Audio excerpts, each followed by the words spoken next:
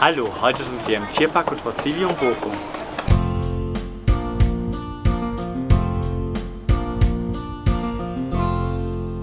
Auch in diesem Jahr gibt es bei unseren Waldrappen wieder erfolgreiche Nachzuchten. Und zwar 2 Jungtiere, die wir eventuell erkennen.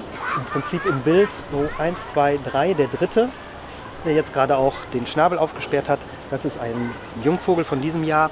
Man erkennt das noch daran, dass die Adulten, also die erwachsenen Vögel, die geschlechtsreifen Tiere, ihr Gesicht komplett federlos haben und rötlich gefärbt. Und bei dem Jungtier gibt es immer noch diese Befiederung, die halt erstmal noch eine Weile bleibt und das Tier eben als Jungvogel kennzeichnet. Die Waldrappen waren früher in Mitteleuropa heimisch, haben quasi ganz Mitteleuropa bewohnt. Seit dem 17. Jahrhundert etwa ging die Population dramatisch den Berg hinab, weil die Vögel einfach bejagt wurden. Also die Jungtiere wurden aus den Horsten geholt und sie wurden verspeist, also als Nahrungsmittel letztlich haben die gedient. Dann hat der Vogel auch ein recht bizarres Aussehen, möchte ich mal sagen, sodass er einfach nicht so beliebt war und man sich da nie Gedanken gemacht hat. Man hat sie halt eher als negativ empfunden und eben entsprechend bejagt. Und deshalb sind die Bestände bis in die 90er Jahre hin so dezimiert worden, dass der Vogel quasi als ausgerottet galt. Es gab aber immer noch ein paar Tiere und vor allem gab es auch noch Tiere in Zoos, in europäischen Zoos.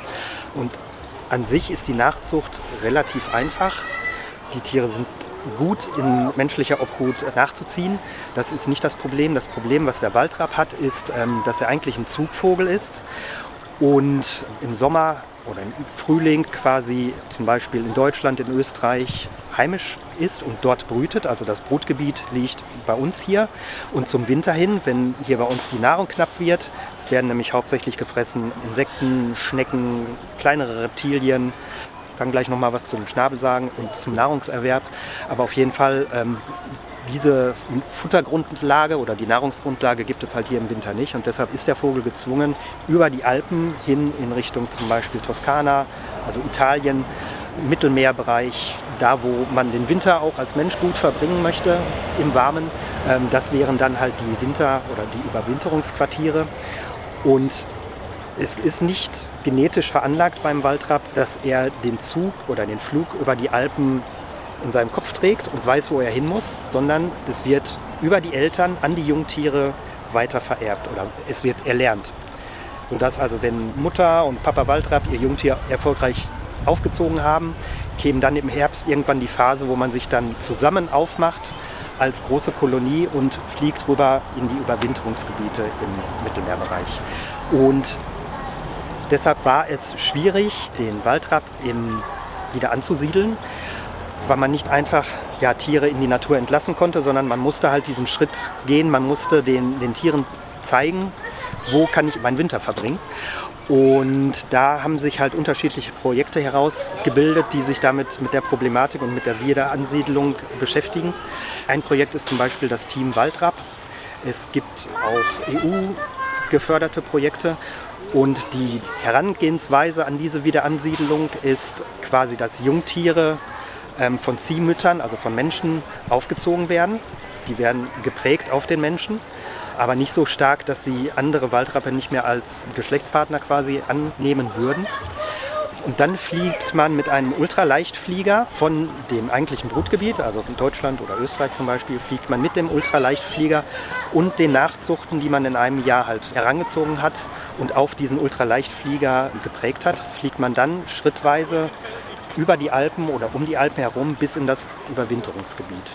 Kann Tage dauern. Ich habe mal irgendwas gelesen, dass es bis zu 13 Tage dauert, bis die Tiere wirklich angekommen sind. Man muss natürlich auch immer das Wetter abpassen. Man kann ja nicht großartig bei Regen oder Sturm fliegen.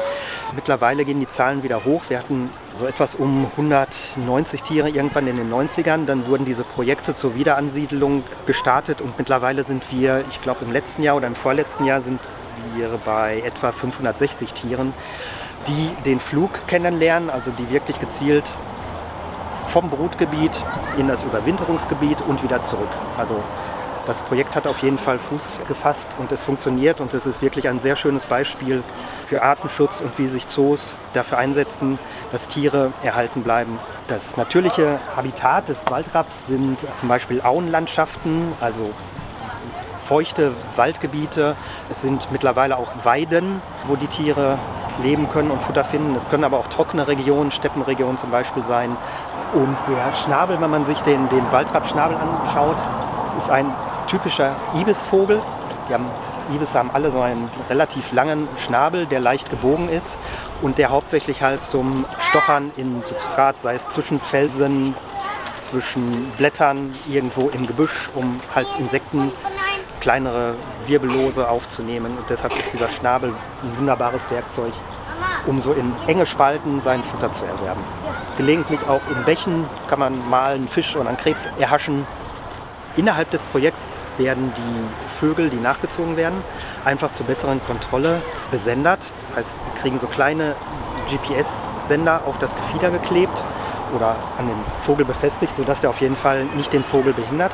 Und so kann man ziemlich genau, ich glaube wirklich auf einen Meter genau, feststellen, welcher Vogel sich gerade wo aufhält. Und es gibt eine App, die man sich runterladen kann. Das ist die Animal Tracker App. Und da gibt es viele Tierarten. Also zum einen kann man selber Tiere melden, wenn man irgendwelche besonderen Tiere sieht. Dann kann man sagen, ich habe den Fischadler so und so an dem und dem Teich gesehen. Das wird dann in diese App eingeflochten. Oder eben die GPS-Daten, also werden zur Verfügung gestellt quasi für diese App, sodass man quasi jederzeit die Möglichkeit hat, bestimmte Waldrappe zu beobachten, wie sie gerade fliegen, auf dem welchem Weg sie sind, wo sie die Nächte verbringen zum Beispiel. Also es ist nicht nur für das Projekt wichtig oder interessant, sondern jeder Bürger kann sich diese App runterladen und Waldrappe beobachten. Oder Weißstörche zum Beispiel. Jede Tierart hat da quasi so einen kleinen Reiter, den man aufmachen kann und dann kann man sich angucken, so und so viele Waldrappe sind jetzt gerade in der Toskana. Finde ich eine super spannende Geschichte. Was ich noch sagen wollte ist, das Projekt läuft erfolgreich und trotzdem gibt es immer noch Verluste.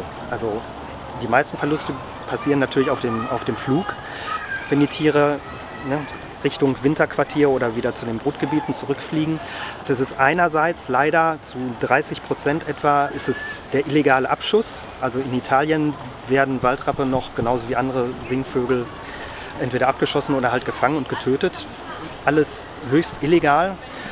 Wie gesagt, 30% der Waldrappe, die hin und her wandern, gehen durch solche Geschichten verloren. Und bei uns in Deutschland ist es zum Beispiel im Bundesnaturschutzgesetz so verankert, festgeschrieben, dass Strommasten keine Vögel gefährden dürfen im Sinne von, es passiert natürlich schon, dass man Tiere auffindet, die gegen die Leitung oder gegen die Masten fliegen, aber es ist in Österreich zum Beispiel so, dass diese Mittelstrommasten gar nicht so isoliert sind, wie sie es müssten. Also in dem Sinne, wenn ein Vogel sich quasi auf eine Leitung setzt, kann es immer zu einem Kurzschluss kommen und dadurch versterben auch etwa 45% durch Stromschlag an Stromleitungen, die halt leider nicht den Standard haben, den sie haben könnten. In Deutschland ist es fest verankert, in Österreich leider nicht. Deshalb hat man da auch auf den Flugrouten auch eine hohe Zahl an Tieren, die einfach verloren geht, was eigentlich nicht nötig ist.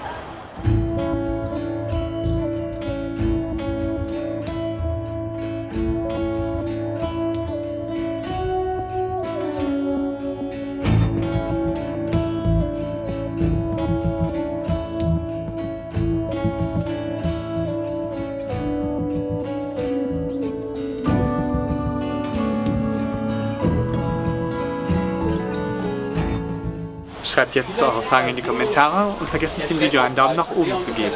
Damit ihr kein neues Video mehr verpasst, könnt ihr unseren Kanal kostenlos abonnieren.